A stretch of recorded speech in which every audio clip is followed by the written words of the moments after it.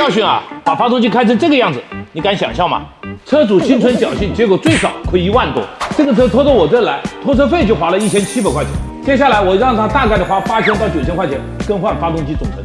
他这个是包括工时费，还有所有的机油这些人工费全部包括。我讲这个是提醒各位车主，发动机出现异响，绝对不要心存侥幸，更不能上高速。这位车主就是胆子大，发动机已经出现了异响，嘎嘎嘎嘎嘎嘎的异响。转速越快，这个声音的频率也就越快。我告诉他，可能是连杆瓦响了，磨损的不行了，他还敢上高速去跑，结果这本来就是一根连杆的，现在成了3节。如果他听劝，我只给他换连杆瓦就够了。更换连杆瓦的费用不会超过2000块钱。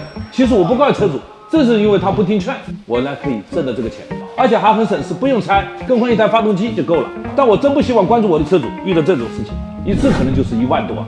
记住了，发动机异响2种情况不能心存侥幸：第一，之前没有的，现在它有了；第二，以前声音很小，在短时间内现在明显的增大了。听我一句劝，去维修厂检查，不要带病上路，尤其是上高速。你可以不在乎钱，但是拜托你一定要重视安全。理解的帮忙分享给更多的车主。